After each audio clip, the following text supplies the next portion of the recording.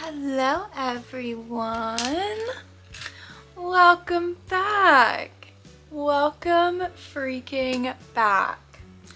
As you guys can see by the title and the thumbnail of this video, in today's video we are going to be talking about cozy romances, cozy books in general that you should be reading right now.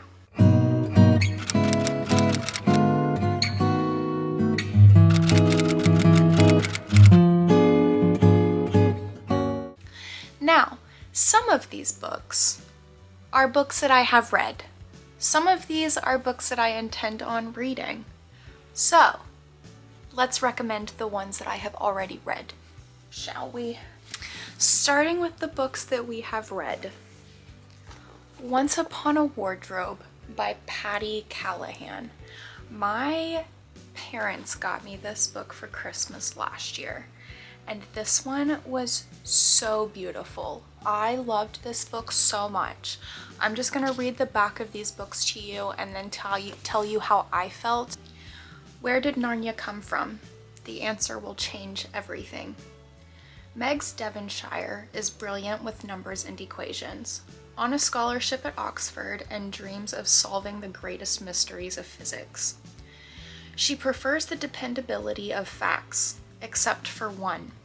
The younger brother she loves with all her heart doesn't have long to live. When George becomes captivated by a brand new book called The Lion, the Witch, and the Wardrobe, he begs her to find out where Narnia came from. There's no way she can refuse. Despite her timidity about approaching the famous author, Meg soon finds herself taking tea with the Oxford Don and his brother, imploring them for answers. What she receives instead are more stories. Stories of Jack Lewis's life, when she takes home to George. Why won't Mr. Lewis just tell her plainly what George wants to know?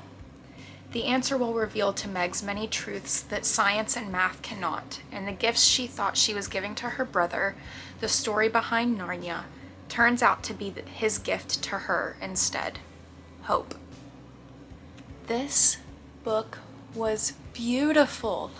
I have never felt so, I don't even know how to explain how I felt about this book. Let me just find a random quote and let's see. Well, it seems you are poorly informed, but sit. Poorly informed. As I say in the front of the book, maybe someday you'll be old enough to read fairy tales again. Let's go for another, shall we?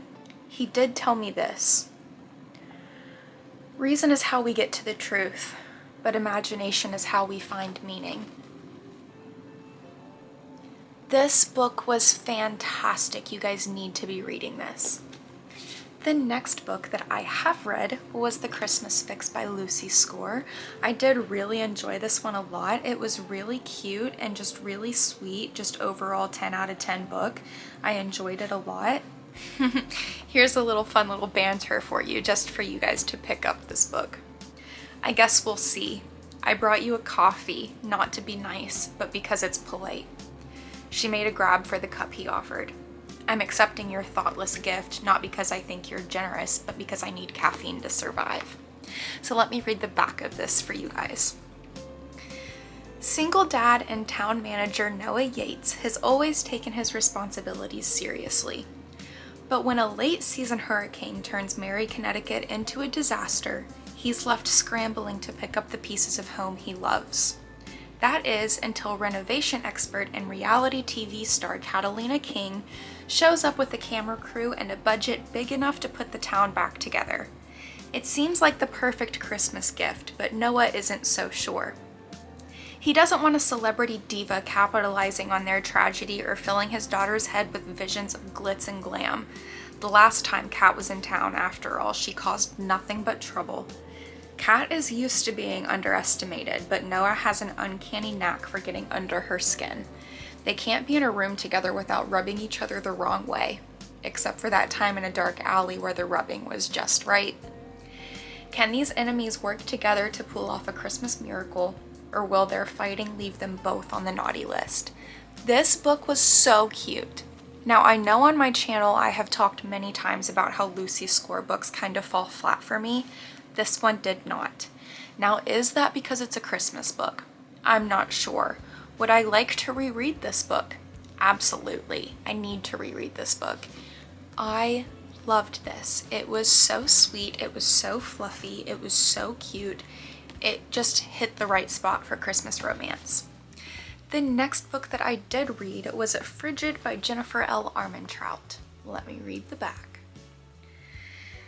For 21-year-old Sydney Bell, being in love with Kyler isn't anything new. They've been best friends ever since he pushed her down on the playground and she made him eat a mud pie. Somewhere over the years, she fell for him and fell hard. The problem? He's never stayed with a girl for longer than a few nights, and with it being their last year of college, Sydney won't risk their friendship by declaring her feelings. Meanwhile, Kyler has always put Sydney on a pedestal too high to reach. To him, she's everything, but he's hidden away his feelings, drowning them in other girls instead. After all, Kyler will always be the poor boy from the wrong side of the tracks, and Sid will always be the best thing he can never have. But when they're stranded together at a posh ski resort after a massive snowstorm, there's nothing stopping their red-hot feelings from finally coming to the surface. Can their friendship survive the attraction? Better yet, can they survive it all? Because as the snow falls, someone is stalking them, and this trip may be a life changer in more ways than one. This book was so good. So good. It's also set in West Virginia, which, if you don't know, I'm a West Virginia girly, born and raised. So I loved this, and I loved not knowing that it was set in West Virginia. It just says posh ski resort. My brain did not go to Snowshoe, but here we are in Snowshoe. This book was so good. It also had a mystery, element to it, but there was also stalker vibes. It was crazy. I loved this so much. Now let's get into the books that I have not read. I think I started this last year. I don't remember finishing it though. But it is 8 Perfect Hours by Leah Lewis. Let me read you the back. On a snowy evening in January, 30-something Noelle Butterby is on her way back from the event at her old college when disaster strikes.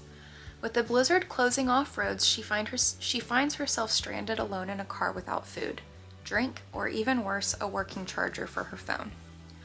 All seems lost until handsome Sam Atwood, also trapped in a nearby car, knocks on her window and offers assistance. After 8 perfect hours together, morning arrives and the roads finally clear. The two perfect strangers part, positive they'll never see each other again, but fate has something else in mind. As the two keep serendipitously bumping into each other, they begin to realize that perhaps there truly is no such thing as a coincidence. This book was so cute. I remember the beginning of it, but I don't remember finishing it. And it was really cute what I had read, so I'm definitely going to hop into this one again this season. Trading Christmas by Debbie McComber? I'm not sure. I'm so sorry. Emily Springer, widowed mother of one, decides to leave Leavenworth, Washington to spend Christmas with her daughter in Boston. Charles Brewster, history professor, curmudgeon, and resident of Boston, wants to avoid Christmas altogether. He figures a prison town should be nice and quiet over the holidays, except he's thinking of the wrong Leavenworth. Through an internet site, Charles and Emily arrange to swap houses for the holiday, so Emily goes to Boston and discovers that her daughter has gone to Florida. Charles arrives in Leavenworth and discovers that it's not the prison town, it's Santa's village. The place is full of Christmas trees, Christmas music, and elves. Meanwhile, Emily's friend Faith Kerrigan travels to Leavenworth to visit her instead finds Charles, an avowed Grinch. Then Charles's brother Ray shows up at his home in Boston to discover that he isn't there, but Emily is. Through all the mix-ups and misunderstandings, amid the chaos and confusion, romance begins to emerge in unexpected ways because everything changes at Christmas. This sounds so cute. One Day in December by Josie Silver.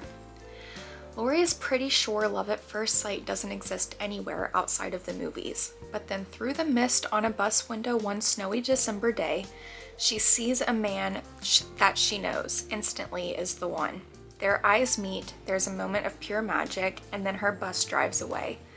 Certain they're fated to find each other again, Laurie spends a year scanning every bus stop and cafe in London, hoping for another glimpse of what she trusts as true love. But she doesn't find him. Not when it matters, anyway.